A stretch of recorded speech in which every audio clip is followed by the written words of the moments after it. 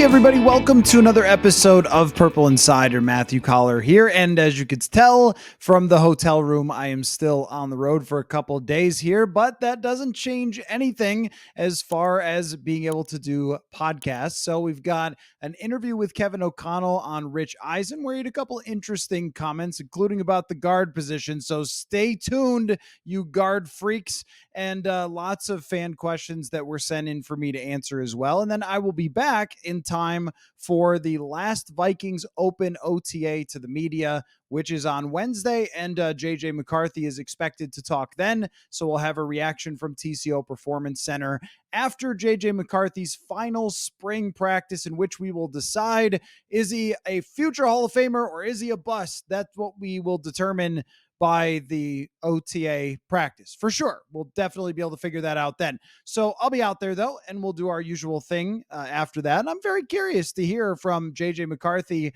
how much he's learned over the spring, how he thinks the process is going, and just where he's made his biggest gains, his responses to how he's fitting in with the team, all those different things that we will ask him. We kind of got that from Sam Darnold the other day about his learning process and so forth for the offense. So, now we get the other quarterback before the end of OTAs and minicamp, and then we wait for a long time, but that will not stop the content train. I promise you, there will be lots of fun stuff to discuss, and we'll find some different ways to talk about this team and its history and where it's going and the NFL and make predictions maybe, and all those things that people do during the summer before we get to the hardcore training camp. So this place takes no breaks though, even when on the road, as you can see. So let's dive right into it. From Kevin O'Connell, he was on the Rich Eisen Show, and of course, Rich, doing his job, asked about J.J. McCarthy. So I pulled three different quotes that stood out to me. The first one, O'Connell said, "Everything so far we hope to get out of J.J. from the spring, and confirming things we thought about him pre-draft, and all of those things that he's done."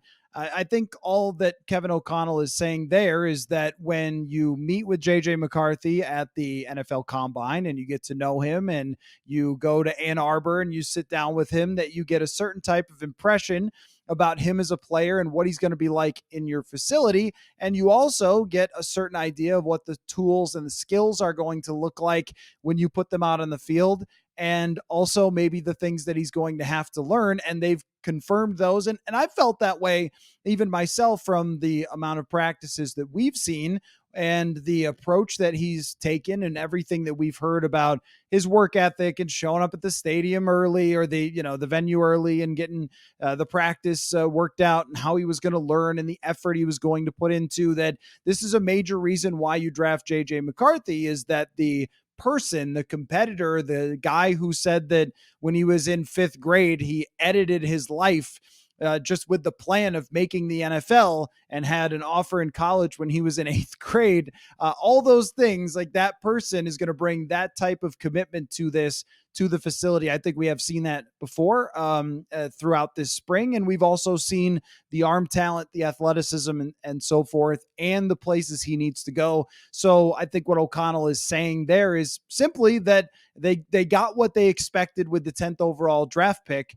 And he also said something to the effect of, he's wearing us out at the facility, meaning asking a lot of questions. We heard that from Josh McCown as well, that they're having a ton of dialogue, communication throughout the spring as he is in the, quote, learning process. O'Connell also said, "It is our jobs to create the best possible learning environment." And this speaks to how O'Connell has tried to curate this entire spring in this situation for JJ McCarthy to not have the pressure of being the first round pick, and to have time to be able to develop. And I think a lot of that comes from the influence of his own background, his own career, Josh McCown's career, and putting together a pretty clear-cut plan of how they were going to handle this thing in order to give JJ McCarthy the best chance to succeed. He also said, "How many times can we apply the principles that we saw on tape at Michigan?" And so I've noted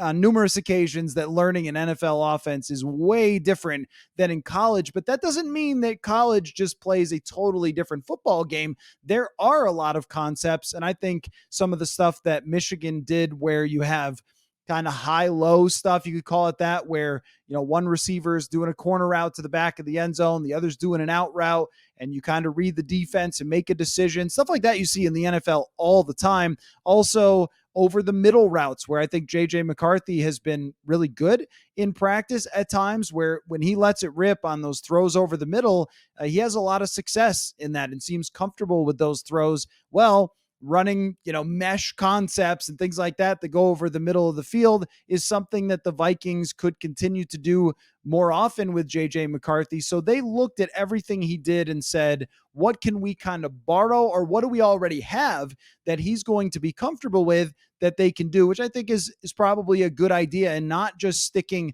purely to the system. And this is a question that has been asked a number of times. It's like, how much are they going to build the offense around him? I still think it's Kevin O'Connell's offense. He believes that it works, but to say, here's what we have that is reflective of what you were best at in college, and maybe we'll lean into that more. I think that's a good idea, to be aware of what he was doing in college and having success with, and what they can apply to their own concepts that are part of this offense. The next one from Kevin O'Connell on the Rich Eisen Show. He said, we have a long-term plan for JJ. We see him as the quarterback of the future. And when that starts and that starts with him taking game reps, will be about demonstrating total comfort in the system. That to me has been the biggest thing with JJ McCarthy. And when he can get on the field, is there are certain things with throwing the football that are going to need to be developed over a couple of years. I think that the accuracy, we've seen other quarterbacks, Jalen Hurts, Josh Allen, who have developed their accuracy, who are good natural athletes over a couple of seasons, but it's not great right away. And that's why I've said over and over, like, don't panic or freak out that we're saying from practice it doesn't look perfect. It's just, this is where we are right now, and we're going to use that as a baseline and see how much it can improve. But with someone like Jalen Hurts, it was year 3 where he really started throwing the ball more accurately. And even with Josh Allen, year 3, he took that huge leap forward. So that might be the case where he can, play in games because he's got the offense locked in and he is comfortable with the offense, and he can get everyone lined up. He could throw to the right places. He can throw on time. But that sometimes it will be erratic, and they shouldn't be afraid of that. If that's the issue, if sometimes it's a little erratic with the accuracy, that's not really a problem. But it would be a problem if he didn't know how to set his protection. I remember, games last year that we saw with Bryce Young, and he was just letting edge rushers for the Vikings come free and not resetting or changing protections and things like that. Maybe he didn't have answers. I don't know. I didn't cover that season for them. But when Harrison Smith comes down to the line of scrimmage, you should really have somebody there to block him, right? And Bryce Young didn't. And of course, it was a great play by Harrison Smith to win that game. But if you're looking at it from the rookie quarterback perspective, he was not 100% locked in on what their assignments were, or he would have shifted the protection toward Harrison Smith because he has a tendency to blitz when he comes to the line of scrimmage. Well, they don't want those moments from JJ McCarthy. They want him to be totally comfortable with where he's supposed to throw the ball and how he's supposed to operate the offense. And that's why we have sort of talked about this patience. And as Kevin O'Connell said, they have a clear-cut plan that they have designed, and they're going to know when he's ready. So this will be a big discussion over and over again of, hey, is he ready? How's he looking in camp and everything else? They will have the best idea based on how much he knows and how comfortable he is of when he is actually ready to go. Now, that won't keep us from asking, of course, and it won't keep ESPN from putting on the bottom scroll, will Vikings go to McCarthy if Sam Darnold has a tough game or two in a row? But they have, I think, a baseline of, as soon as he is in X amount of command of this offense, then we feel like he'll be ready to go. And that does get harder once the season starts. So if you get to the end of training camp and feel like, he might need more work here, then we might be talking about waiting for the entire season, or there might be a moment within the season as they're practicing and as they're going through meetings where they've implemented 5 game plans for the first 5 weeks. And they say, yeah, actually, he's really got it. It's clicked in, and he has mastered everything and we're 1-4 and now it's time to go to JJ McCarthy. That could be a potential scenario, but it won't be until then, which I think is very smart. Don't send somebody out there who isn't ready to handle everything. And the point that O'Connell went on to make was that you can't handle adversity or the crazy things that happen in an NFL game, the defenses you never expect to see or whatever, if you don't have the baseline of knowledge. So think about it like as in driving a car, right? If something crazy happens on the road and somebody changes lanes or whatever, does something wild in front of you, you know how to react because you know how to drive a car. So all right, I got to push the brake, I got to switch lanes, I got to check my mirror, I got whatever it might be, put on my blinker, whatever. You got to know all those things if you're JJ McCarthy, the same way how to drive the car before you can deal with swerving to avoid an accident or swerving to miss a deer or something.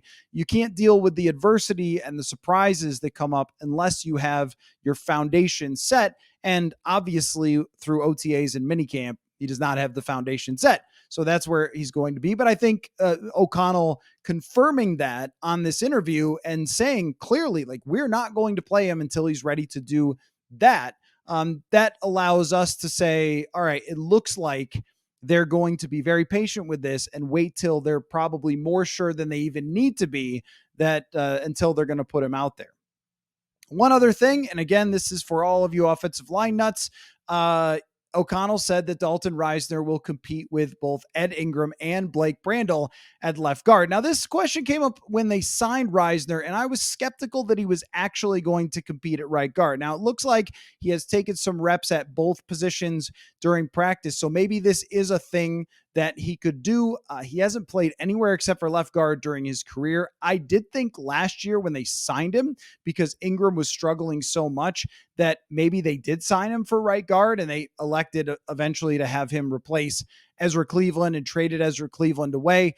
I could be more real this year. I don't know though, because again, he's never played this position ever before. And he's talked about being versatile in college and so forth, but it's been a long time since Dalton Risner was in college. So asking him to play a different position might be pretty difficult. He also might be just learning it because he's going to be the swing guard. And if anybody gets hurt at left or right guard, then he's going to be the guy that has to jump in. But at least as far as what Kevin O'Connell said I asked him about this position the other day, and he said, kind of the same thing, but more offered this information without even being asked about the guard. Rich Eisen was not asking about the guards, and he just sort of casually mentioned, we're going to have competition there with Risner and Ingram and Brandel. And so, okay, well, I guess that's where we're at with that situation. So I will give the benefit of the doubt in believing this now. I'm not sure that I fully do that he's actually competing at right guard, because you think about how Ed Ingram has played over the last 2 years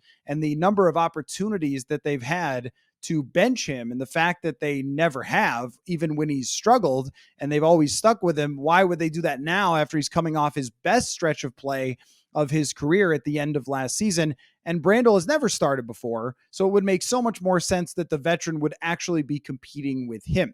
So those are the takeaways from that interview on JJ McCarthy and on the guard position. There was more to it, of course. You can go to YouTube and find it. That's where I watched it. He talked about Sam Darnold expectations and so forth. He did drop in there that he thinks Sam Darnold has had a really, really strong spring, and I would agree with him the way that it's looked out in practice. And so that's kind of where we're at right now with Kevin O'Connell, because I don't think he's going to talk again next week. I think it's just McCarthy. I could be wrong about that we're getting. So the last time we spoke with him will be the last time, I think, until training camp. Again, I could be wrong. They might, change something there, but if it is, then we've kind of got our final statements here about where he sees JJ McCarthy and so forth. So I got a bunch of fan questions. I put it out there on Twitter for questions. And so I'm going to jump into those right now, and starting with a JJ McCarthy question. Asa, a friend of the show, said, how far into McCarthy's contract do we become worried if he's not starting? Is it starting a year 2 or a red flag or a luxury for the Vikings? Oh, I'm sorry, is not starting year 2. So if he was not starting by 2025, would that mean it was a bad thing, or would that mean that something maybe went really right for Sam Darnold. And there is a scenario as we lay out all the different potential options that there is one scenario where Sam Darnold throws, let's just say, 33 touchdowns, 12 picks, 4,500 yards, Justin Jefferson's offensive player of the year again, and they go to the playoffs at 11-6. And then you go, oh my gosh, what do we do now? Because Sam Darnold is so good and J.J. McCarthy's sitting there, but they would probably have to, and this is not what they want to do ideally with the salary cap, but they would like, in that case, likely decide to franchise tag Sam Darnold to make sure that he was still around for another year. Again, not ideal with the way the salary cap is set up, but with Jefferson's contract, they could afford to next year have a big contract from the quarterback position. I would be very shocked if they, even if he had a great year, if they decided to sign him to a long-term deal, unless, I mean, that's like you're winning the Super Bowl and then you get a long-term deal, but the bar is extremely high for that. Anything short of that, if it's an average season, 20 touchdowns and 18 picks. No, that's not an average season. That's a bad season. 14 picks, 12 picks, whatever. And he ends up rating 24th by PFF, throwing for 4,000 yards, and they go 8-9. Let's just say it's that kind of season. It's sort of how he played in Carolina over those 2 years. All right, well, that's pretty easy to move on from him after that. If they don't move on, that means they're very concerned about J.J. McCarthy. This will be an easy situation to read, is if they were to franchise tag Darnold after an average season, and if they didn't make the playoffs or made it and then lost in the first round at 9-8 or something, then we would know, all right, something's going on behind the scenes that it's problematic, because I think the entire situation was always set up to have a bridge quarterback for a year just in case, and maybe have him win the job out of camp if he's ready to go, and then move on after 1 year. Sam Darnold signed a 1-year contract. It wasn't any longer than that. And so if he's not starting by 2025 with anything short of a marvelous performance by Sam Darnold, then that would be the red flag, I think. I don't think it would be the luxury unless we're talking about the scenario where Darnold is just incredible and they're deep in the playoffs or something, and we've got a Case Keenum situation. I think they would franchise tag him at that point if they felt like, oh my gosh, we got to the NFC Championship or divisional round or something with Darnold in this Pro Bowl terrific season. We've got to run it back with him. We can't just bail on that quarterback play. Anything other than that, he should be starting. And I think that he will in 2025. There's probably a 95% chance that J.J. McCarthy is starting unless something goes terribly wrong. But even then, I don't see what it would be with J.J. McCarthy. I mean, if he's not going to be good, then it's going to be because he doesn't correct the accuracy thing. I think that he can because of his age and how much time he has to develop over the next few years. But if he doesn't do that and he's just erratic, and he won't be, he strikes me as a guy that would not be ever super bad, like somebody who, like Christian Ponder or something, can't play at all. It would just be erratic and can't break through and can't get to the next level because he's got the talent to be good enough. But can he be consistent enough from week to week? That's something we won't know for a couple of years with J.J. McCarthy. But I think that with his mental makeup and his drive and his competitiveness and all the things that we hear about him and see out on the practice field, he's going to convince the coaching staff, all right, it's time for me to play. And then where it goes from there, we find out how well he does those things, how many plays he is able to make. The leadership aspect, I don't think is going to be an issue, or the learning of the offense or whatever. So it's not like we'd be saying, oh man, he just couldn't learn that offense by 2022. I think he'll get it down pretty quickly and maybe be in the game this year, depending on how things go. But just to your point, it would be a big red flag if he was not playing next year. But I think that there's almost a guarantee that he will be. Next question comes from Josh. What is the likelihood that Ingram gets demoted and the week 1 starting guards end up being Brandel and Reisner? I will give maybe a 20% chance of that happening. I mean, I still believe that Ed Ingram is going to start at right guard. And I also feel like, just from what we've heard, that they want Blake Brandel to start at left guard and would prefer that Dalton Reisner is the veteran swing guy. I mean, David Quessenberry is their other backup offensive lineman. He was a starter for years and then just sort of wasn't good enough or consistent enough over long seasons. And he ends up becoming a backup for the Vikings. Those veteran guys who have started many games before, Dan Feeney is like this, that can still come in and start. They're valuable guys. And I think that they want that from Reisner. The contract suggests that that's the type of deal you would give to somebody that's a swing veteran backup who has proven himself in the league to be able to play, but is not giving you anything above replacement level or average. But if Ed Ingram comes back, I mean, we don't really know this, right? If he comes back and he's not in the best shape, or he gets injured or struggles in training camp, and they go and they're going to go to Cleveland for these joint practices. Guess who's in Cleveland? Lots of good defensive linemen, including Delvin Tomlinson. They put a lot of emphasis in those joint practices. If he doesn't seem like he is locked in or prepared, the way that he started last season was not very good.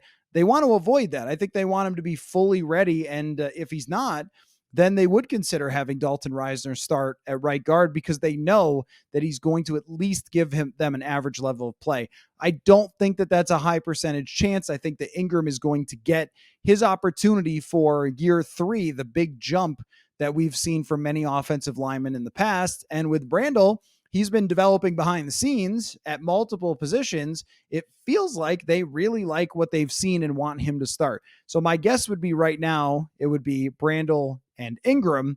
And if anybody gets hurt, then you'll see Dalton Reisner, which is a lot better than some of the other guards we've seen when someone got hurt in the past, where you dropped off from a very poor starter to maybe one of the worst players in the league, which has happened numerous times before. So depth on the offensive line seems very important to this coaching staff and to this front office. I think that's what Reisner is really here to be. And just from listening to Reisner talk to us the other day, just doesn't sound like there was a lot of options for him. So he had to take this opportunity just to be in the NFL, which is odd to me because I think he's better than that. I think he's better than a number of guards in the league. He just has limitations. This is from Ivan, another friend of the show. If Sam Darnold is good enough to start and the Vikes start 2-2 or 3-2, how does KOC evaluate the rookie? I mean, I think that on a weekly basis, they're going to be implementing game plans. And J.J. McCarthy will be in all those meetings, in those rooms, looking at the tape, understanding the game plans, and then they'll be taking them out to the practice field. He'll also have to learn other teams and their offenses and take those out to the practice field as well if he's going to be the scout team quarterback. Although, maybe we might end up seeing in practice, although we don't see practice in the season, that they close it to the media in the season. But Nick Mullins might do some of that scout work because he's very good at that other stuff. They may have J.J. McCarthy just focus on the Vikings game plan and how they're going to approach things. But how he's handling that on a daily basis in practice with combined what they know about him through an entire training camp. You think about training camp, there's a lot of days to understand where somebody is with the knowledge. I mean, you're talking about day after day after day of practice, joint practices, all those things. By the end of training camp, you should have a pretty good sense for how somebody has picked up the offense in J.J. McCarthy. And then they'll see him on a weekly basis get into that rhythm. But in the scenario that you're laying out, 2-2, 3-2, there will be no rush at that point to throw in J.J. McCarthy unless they've won those games purely because of defense and they feel like it's time to make a change. But if that is 1-3, then maybe we might be talking about something a little bit different. But if it's 3-2, then I think they'll feel pretty good about where they stand and just how things have gone overall at that point. So this is where it gets a little dicey, is if it starts off really bad. I mean, they have that tough schedule. If it's a struggle, then a lot of people are going to be calling for J.J. McCarthy, and it might get harder for Kevin O'Connell to keep everybody kind of at bay if he doesn't feel like McCarthy is ready. But it does get more difficult behind the scenes. The quarterback coaches are going to know.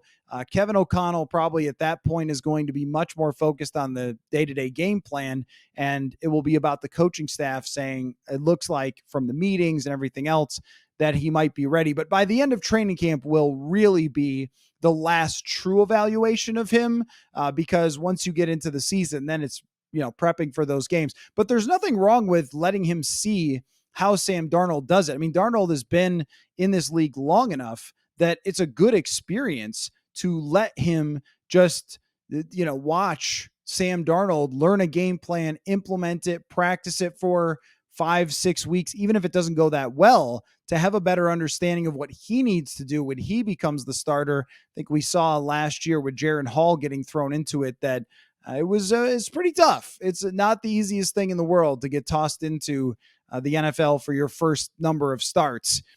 So it's okay if he ends up taking half the season or something like that, or even more to learn. But I do think the evaluation process gets trickier into the middle of the season. And everyone says they won't pressure him to start McCarthy, but if it's a bad start to the season, it's going to change because the world is just totally different during the season. Everyone changes during the pressure of things like that going on. At Red and Purple 77 asks, I remember during the 22 season, people in the building talked about the mood in the building is so improved. Do you still feel that way? Yes, I do, very much.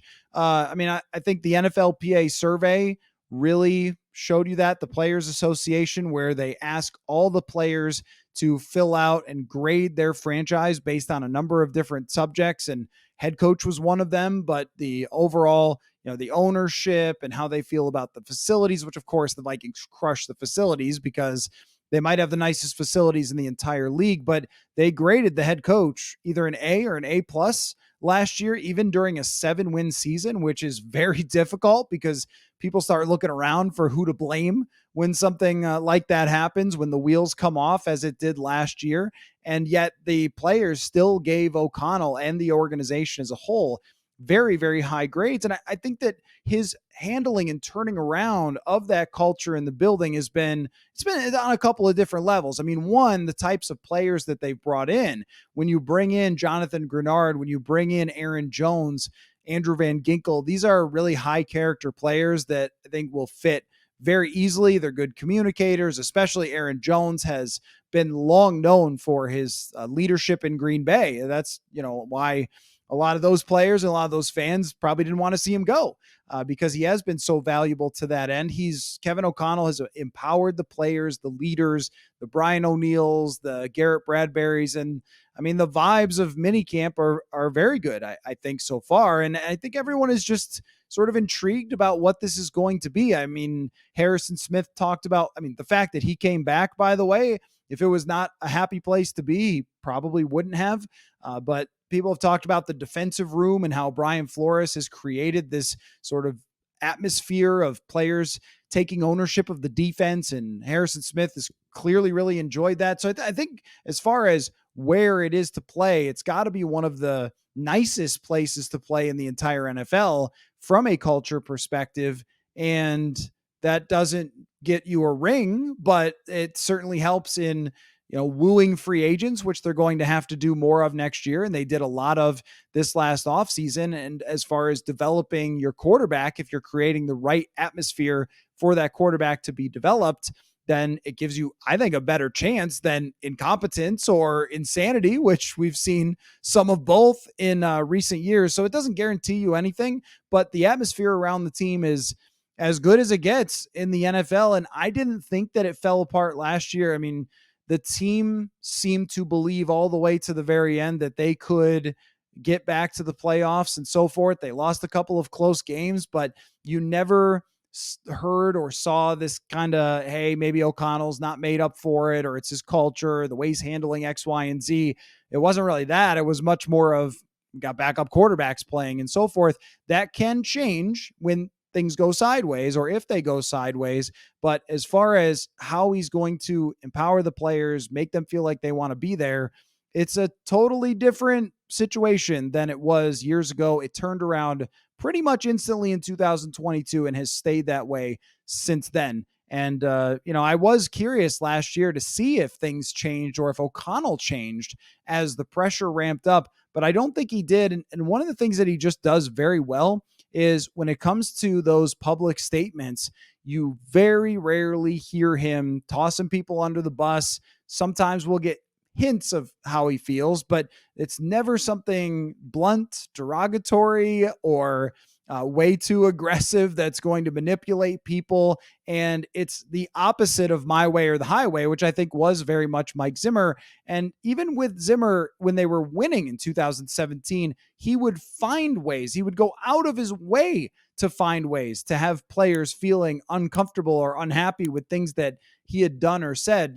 The Case Keenum stuff is really the example of consistently saying in front of the public, yeah, I don't really believe in Case Keenum. I mean, that why do that? I never really understood that approach from him, but I think it was that Zimmer was offended by the idea that someone who wasn't that good was being talked about as being good, because Zimmer is a great player evaluator and knows football. And I think he was also really terrified that the wheels were going to come off. But when you say that stuff and you don't show the belief in your player, I think that's where you start to get the fracturing of a locker room. Whereas Kevin O'Connell is just really great at communicating with his leaders and making sure that that doesn't happen.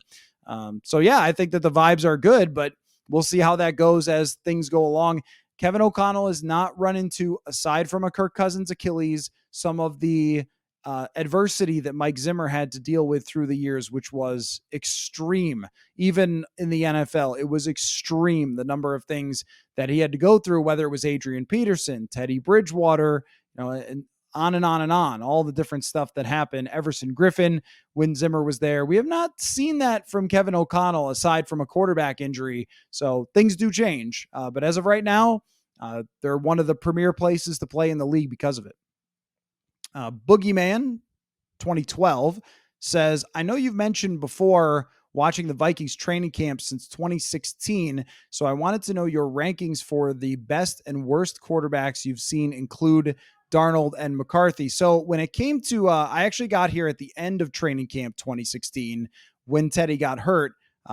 Clearly that was not a good training camp for them because they lost their starting quarterback, but I didn't see that whole camp and how Teddy looked. I remember watching his preseason games and feeling like his arm strength had improved and so forth, but I can't include him in the conversation because of that. It really started in 17 with what you're talking about with Sam Bradford, where it was incredible. It was nothing short of incredible. I've talked about it enough times on the show, but Bradford was a former number 1 overall pick with an arm of gold, and he put on a show every single day down in Mankato. Long throws to Diggs, crossing routes that he was just putting on the dot.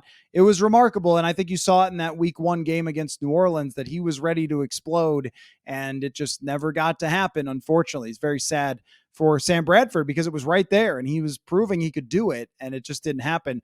But as far as ranking them is tough because so much of it has been Kirk Cousins, of course. And when it comes to Kirk Cousins being the quarterback, you're not really paying much attention to anybody else. He's taking all the first team reps. He's the guy. He's a number 1. And if, Nick Mullins steps up there, Kellen Mond, Sean Mannion, you just can go look at something else for a while. I mean, maybe you're trying to see a number 4 or 5 wide receiver or something, but I mean, everything is really about Kirk Cousins for the last 6 training camps. Kellen Mond had probably the worst training camp practice I've ever seen in my life. When Kirk Cousins was sick, he was out for a day, and Mond and Sean Mannion had to practice. It was untenable, fumbled the ball on every snap, didn't throw it, took sacks. When he did throw it, it was inaccurate, and Mannion didn't look a whole heck of a lot better. There was the Kyle Sloter drama of maybe 2018 or so, where maybe 2019, where he had the good preseason games, but he really struggled in practice. And Zimmer came out and said, yeah, he couldn't get people lined up correctly or whatever. But the practices were not very impressive. Actually, Jake Browning was much more impressive in a lot of those practices. And you've seen that play out, that Jake is still in the league. Even though he didn't play as well in the preseason games, he actually was pretty decent when he started in the NFL because Jake understood the offense better and operated it better. During those practices, there was rarely a lot of completions, and there was a lot of coaches looking around a little frustrated at times, but then you'd get in the games against 4th stringers and run around and scramble. And then, people wanted him to be the backup. But if you were watching practice, then you were like, I don't get it. I don't see why we're talking about this. Jaron Hall had a pretty good training camp last year. I thought not perfect or anything like that. Nick Mullins is fine. It kind of looks how you would expect. As far as Darnold and McCarthy, Darnold would slot in if I had to just use the information I have right now. He would slot in, okay, if we have Bradford number one, and then Kirk's 2018 was a struggle. Something was way off in that training camp the whole time, and that played out throughout the season. The other training camps were mostly fine. I remember 2021, the whole COVID thing was very awkward, but when they would go out there and run the offense, it was uncomfortable, but it wasn't terrible. 2020 was pretty good. I think in the shortened one, 2019, I think was probably the best one where he looked very comfortable with what they were doing offensively. So Kirk's best training camp was 2019. That would go right behind Sam Bradford. And then after that is probably what I've seen from Sam Darnold so far, but it's way different. It's just everyone wants updates. I get it. And I love giving them, but we also have to keep in mind that it's not training camp. Like training camp is so much more situational stuff, so much more 11 on 11, so much more high speed pads, physical play, all those things where you really can get a sense for what it's going to look like. So I can't judge Darnold yet. I think he's looked quite good in minicamp, but it's not the real dog days of summer where we start to see the separation. Red and Purple here asks, do you have any comment about what Mike Florio said about the Vikings beat? I really don't. I know that this has been a thing over the last few days, but I can't say that I have much to add to that. I mean, you guys heard my opinions on it and some of my snarky comments about it. All I can really say is that I had no information that ever made me think the Vikings would trade Justin Jefferson. And that's from talking with Kwesi Adofo-Mensah and Kevin O'Connell at the Combine, at the owners' meetings, spending the last year talking to people about this situation from all different angles. And no one ever said to me, I think they're going to explore trade options. And as far as I know, that didn't happen with other people that are on the beat. One thing that I did see mentioned was something about beat reporters like hearing things and not telling people, which I think is funny because really what the job is, I think, as a reporter is to pass along the correct information. And so I said to all of you guys throughout this process, be patient, Justin Jefferson will sign. Well, that turned out to be the correct information. In fact, I think we got it right down to the number of years and maybe even almost dead on the amount of money that he was going to sign with per year. I think we were somewhere 34, 35 per year in projecting the contract. So my reporting on that turned out to be exactly what happened. So I was very happy with the way that I handled it overall. And I didn't see any other reporters say that any of these rumors had steam to them or whatever else. And all of those people turned out to be correct as well. So vetting information is important. Yes, people say things to me. I heard this, I heard that. Did you know that this was going on or whatever? But if I can't corroborate it, if I can't vet that information, also there's the smell test of some things, that I'm not going to bring it to the show. Because I want to be presenting things as I believe them to be. And the other thing is too, sometimes you hear things that, you're not going to, I don't always say the word sources or whatever. I mean, sometimes it's just, hey, kind of got a sense this might be going on or whatever else. There's different ways to present it, but it was really only that part of it that I thought, well, I think it's important for reporters to vet information that makes sense, passes the smell test, that you can get through multiple sources and things like that if you're going to report it. So I never got any information myself that even slightly hinted at the Vikings wanting to move on from Jefferson. And it turned out to be the right approach because they signed him. So I don't have much more to say about it. I think we'll all move on pretty quickly from the entire thing. And it didn't seem to me like any rumors had impacted the way that Justin Jefferson talked about his contract or the Vikings or anybody else. And I do know that teams talk about stuff. They go over scenarios, they toss out ideas.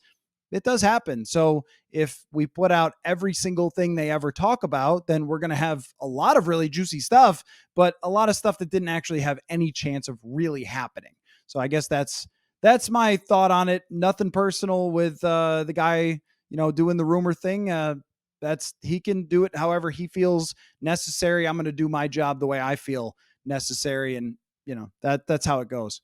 So, but I guess if he wants to take shots, we took shots and had some snark as well about the rumor. So it is what it is. Head coach 21 says, with the additions on defense, where do you think the Vikings will improve the most stat wise?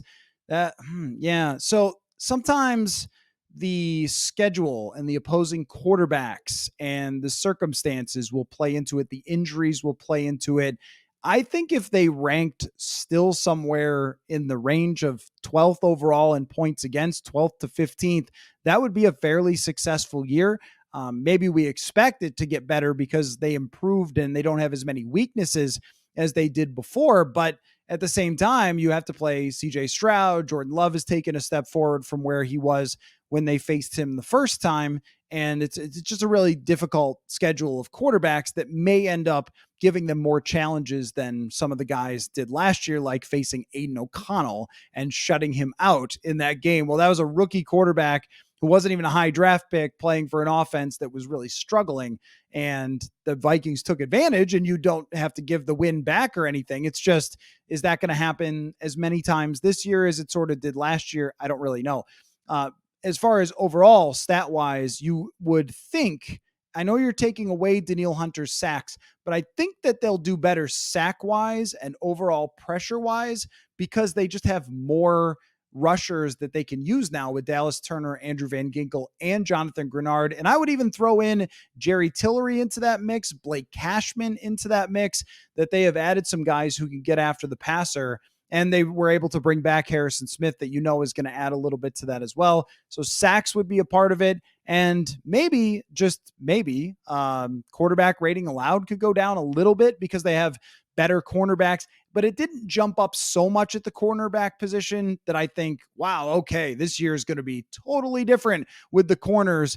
It'll still be a struggle at times until they can get a true number one shutdown elite type of corner. Right now, they have enough bodies of guys who are average or maybe could be better than average if Mekhi Blackmon takes another step forward. But I think that they can create more pressure without blitzes. So maybe stat-wise, the improvement is that the blitz rate will go down. So if the blitz rate goes down and they're continuing to create pressure, then that is an advantage for them as opposed to last year where the only way that they could do it was by creating pressure. CJ says, talk me into Sam Darnold, either next season's QB needy contender. I see. You're saying Sam Darnold is with a QB needy contender versus J.J. McCarthy's Vikings in the 2025 playoffs, hopefully the Super Bowl. Okay, so I'm supposed to talk you into Sam Darnold has left the Vikings. He's playing for a QB needy contender currently. And then J.J. McCarthy has made the playoffs and possibly the Super Bowl with the Vikings. Well, on the J.J. McCarthy side, it's not too hard. It's pretty simple. J.J. McCarthy could get into the playoffs and face Sam Darnold if he's decent, if he's even decent with the team that they have been able to build and the money that is going to be opened up by Kirk Cousins leaving. That he's going to have everything that he needs to make the playoffs, and there will be some inexperience. But think about Josh Allen's second year where he made the playoffs with the Bills. There was inconsistency, but they had the Texans on the ropes that year in the playoffs. That was right before the Vikings played the Saints. That could be a very similar type of 10-win season where if he's on his way, there will be bumps along the road, but he's still good enough to get them to the playoffs.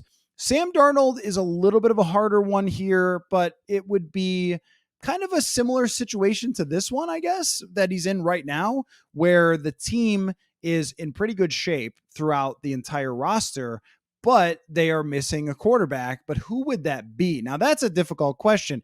I got to think about this. Who would that be that would be potentially QB needy next year? I got to pull up the teams and take a think about this one. Who he could end up with that could need a quarterback next year, but could also be on their way as a strong enough roster. Oh, okay. Well, the funniest answer is the Jets. That would be funny if he came back to the New York Jets after a good season with the Vikings. Pittsburgh? What about Pittsburgh? What about the Pittsburgh Steelers? If Russell Wilson, Justin Fields doesn't work out for them, They just extended Mike Tomlin. They're still going to be a good defense.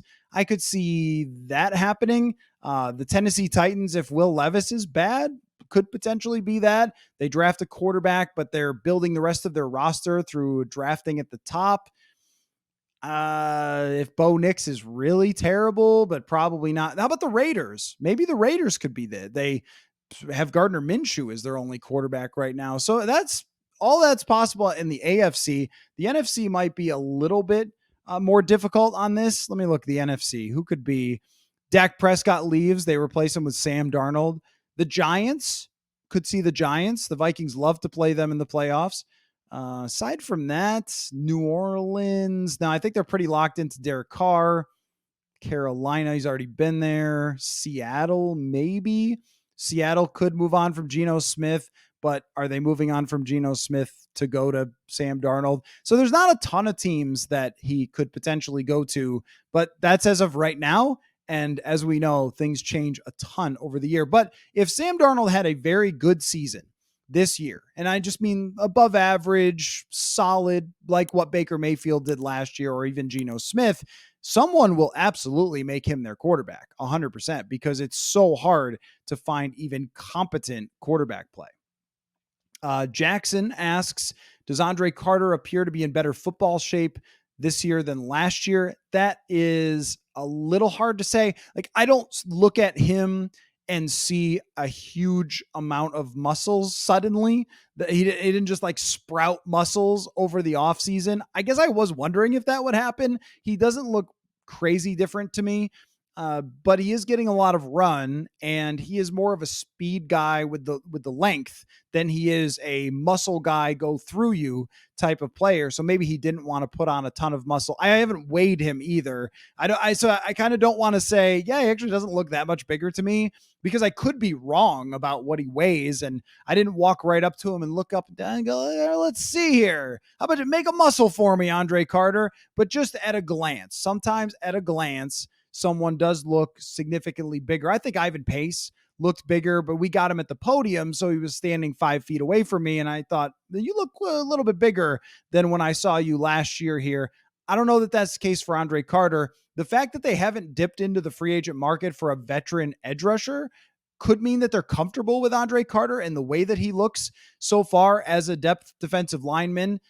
Patrick Jones is still out there, struggled quite a bit last year. So I'm intrigued. Put it that way. I'm intrigued. I haven't noticed a crazy, he doesn't look like Hulk Hogan or anything right away, but in training camp, I'm going to be watching him quite a bit to see where he stands. Could he get in the mix in some sort of rotational role this year? Kelly, K5 Kelly says, what do you think the plan will be going into camp at wide receiver 3? Renfro, what if Thielen is a camp casualty? That route, thoughts? I guess if the Renfro thing was going to happen, it seems like it would have happened by now, and nobody is going there. I mean, even Sterling Shepard, who is constantly hurt, signed with the Tampa Bay Bucks, and they didn't go after him, or at least that we know of. And Renfro could be somebody that signs right before camp or in camp, similar to Dalton Reisner, maybe a guy who thought he was worth a lot more money than he was actually worth, and then finds out that he isn't, and the Vikings look at him. Or they could just let this thing play out. As of this moment, that's how it feels. It feels like they're going to just let it play out. Trent Sherfield is their signing, and Brandon Powell's wide receiver 3. And then you go on from there and you get, one of these guys, maybe Jashawn Jones or someone like that, ends up making the team. He's the UDFA out of Maryland, or Tristan Jackson, who appeared to have an injury at the end of the last minicamp practice. We'll see if he's back out there. But Tristan Jackson is a guy who's been developing over the years, got into some games last year. Jalen Naylor's still in the mix.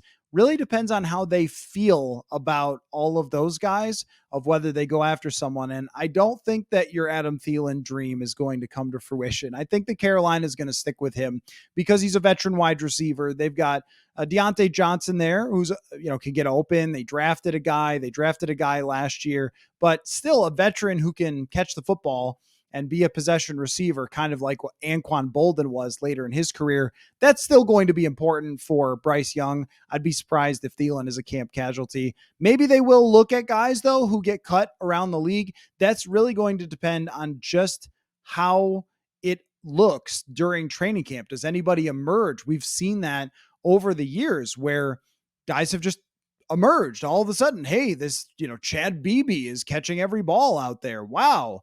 Right. And will it happen or not? I don't know. But in the middle of training camp is when we start to figure that out. And if it doesn't look that way, then yes, they probably do need to dip into that market. If they sign Hunter Renfrow tomorrow, I wouldn't be shocked just because of the way the position is right now. I also maybe feel like they could be, or we could be underestimating their love for Brandon Powell a little bit with how he's looked, and maybe there's somebody else that they like that we don't really know about, Lucky Jackson or someone like that, that they think, okay, this could be a guy who jumps up for us. I'm okay with letting the competition play out and see if you have anybody for the future. But if we get halfway through camp and it's not going well, all right, go to that free agent market, get one more guy. There's not much after that, though, by the way, other than Renfrow. All right, couple more quick questions here. Brad Dan Paul on Twitter says, not apples to apples, but considering Kirk's success and prior experience with KOC, can you compare how Darnold and McCarthy look at this stage, learning KOC's offense with Kirk? About the same for Darnold. McCarthy's nowhere close. It's not like that at all. It's just, that's somebody who has no experience whatsoever. So obviously Kirk would not have been on the practice field on the other side, on the learning field, if you will, like J.J. McCarthy, though he has, he's starting to get more reps, and we saw him in some of the higher speed stuff on Thursday. And I expect this in OTAs, we'll see even more reps from him with either the first or second team, and he'll be getting out there a little bit more. I thought it was a good sign on Thursday for him to get some more reps. But Darnold looks about the same, where there's a lot of plays that look pretty good and look like they're on time. And there's other ones where he kind of looks around like, was that the right thing? That sort of stuff. He's been largely in command, but I never felt Cousins struggled with KOC's offense. Sometimes Cousins would talk about it openly, like, well, I'm trying to learn this, I'm trying to get this down. And I remember O'Connell talking about trying to convince Cousins to stay on some reads a little bit longer. I don't know that that's going to be an issue with Sam Darnold. But you get different opinions from everybody. TJ Hawkinson was like, yeah, this offense is pretty easy to pick up. And then other people have said, hey, it's pretty complicated. I think it asks a lot of the wide receivers in this offense, and it asks a lot of the chemistry with the wide receivers. I don't know what they've pared down or taken out or put in for this off season compared to last year. But I imagine that they've got a process now of how to teach it. Whereas it might have been the first time in 2022 where Kirk had to learn it, that Kevin O'Connell was teaching it. And, maybe he learned some from last year about how to teach his offense, getting quarterbacks into the mix earlier than he wanted to, including Josh Dobbs. So maybe he learned some stuff from that, but it's looked about the same. You're not out there watching the laser show necessarily when it's 7-on-7s and things like that. But it just looks like Darnold is comfortable with what he's being asked to do. And Kirk looked the same almost always. There were a few practices here and there where it was a little, okay, what happened today kind of thing. But for the most part, it was hard to have big takeaways from Kirk Cousins training camps because they were so consistent with how he was always kind of on point. Maybe we'll get a little more ups and downs when we get to training camp with Sam Darnold. All right, two more real quick. Sid92 says, if TJ is going to miss several weeks, who is wide receiver 3 or pass catcher number 3? Do they need to sign someone? So yeah, I think the Brandon Powell thing is really something we might be overlooking, that they like him a lot. The way that he stepped in and played a ton last year when Justin Jefferson was hurt, that he was kind of a wide receiver 3 for maybe 6-7 weeks there, and sometimes even a wide receiver 2 when KJ Osborne was down, and played pretty well alongside Jordan Addison. So he's wide receiver 3 at this moment. But with Hawkinson down, it might be Robert Tonyan. Maybe I'm overreacting. Maybe this is the hottest take of my offseason, maybe, is with Robert Tonyan, that he's looked so good out there in minicamp. This could be one of those things that we laugh at years later. Where, like, remember when you kept saying that Robert Tonyan was going to be the guy and he was cut out of training camp? But it looks legit. It looks pretty solid. So he could be that guy for a couple of weeks. Maybe not the third pass catcher behind, in front of Brandon Powell, but the starting tight end. I'd be surprised if it's Johnny Munt getting too many targets or Josh Oliver getting too many targets, but signing someone still does make some sense because they just don't have anything behind Brandon Powell that's proven. So if someone does go down, then you slot everybody up one. Who's going to be the fourth guy moving up to the third spot in an offense that uses a lot of 11 personnel? That could be a reason to sign someone. But as of right now, maybe Robert Tonyan is the sneakiest signing of the offseason. Last question from SM McCullough 5 here. Where does each position group rank versus this time last year? Every single position group. All right, well, rapid fire. Offensive line's about the same. I didn't have a lot of confidence in them last year on the interior, and this year we still got questions about that. Running back, massively improved. If Aaron Jones is healthy, massively improved. Tight end is deeper, but TJ Hawkinson being out. Wide receiver is worse because it doesn't have KJ Osborne. And KJ Osborne actually had a really good camp last year. And I don't know what happened in the regular season, why it wasn't the same as it was in the past, but in camp and in the offseason, I remember KJ Osborne seeming very determined, and I thought he was a guy that tried too hard once he got into the actual season to prove himself as a free agent. But the wide receiver group was definitely deeper. We had confidence in Naylor at that point. The D-line is better, even though Danielle Hunter is gone. I think the D-line is clearly deeper than it was before if we count the outside linebackers. Linebackers definitely better. We were very suspect of Brian Asamoah and Jordan Hicks, but the emergence of Ivan Pace and then the way that Blake Cashman played last year, quite a bit better. Cornerbacks definitely better as well with Shaq Griffin in here. A year later, we know that Mekhi Blackman can play, and the safeties are about the same. The kicker, we'll see. I mean, Will Reichard kicks the heck out of the ball, and same with the punter and the long snapper. An elite position is still the same in Andrew DePaula. So there's every single position on the field and whether they're better than we thought last year at this time. Thanks so much, everybody, for all the great questions. Awesome stuff. Really appreciate it. Fun to run through this while I'm here on the road, but I will be back, as I said, into Minnesota quite soon, and we'll get back to the usual guests and live chats and things like that when I return. So thanks so much again, everybody, for watching and listening, and we'll catch you all next time.